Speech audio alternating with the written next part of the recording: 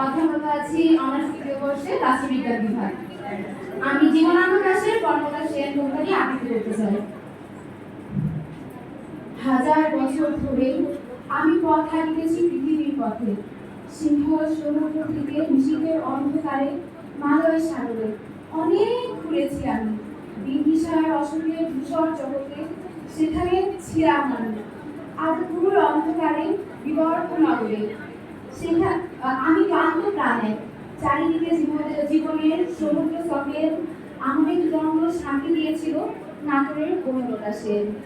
চুলকার কবেকার বিদুষার বিষা মুক্তার শ্রাবস্ত্রীর কারুকার্য অতিদূরের সমুদ্রের পর হাল ভেঙে যে নাবিক হারাইছে দিশা সবুজ ঘাসের দেশ যখন সে চোখে দেখে দারুচিনি দ্বীপের ভেতর তেমনই দেখেছি তারে অন্ধকারে বলেছিল সে এতদিন কোথায় ছিলেন পাখি নীরের মতো চোখ খুলে নাটোরের বনলতাসে।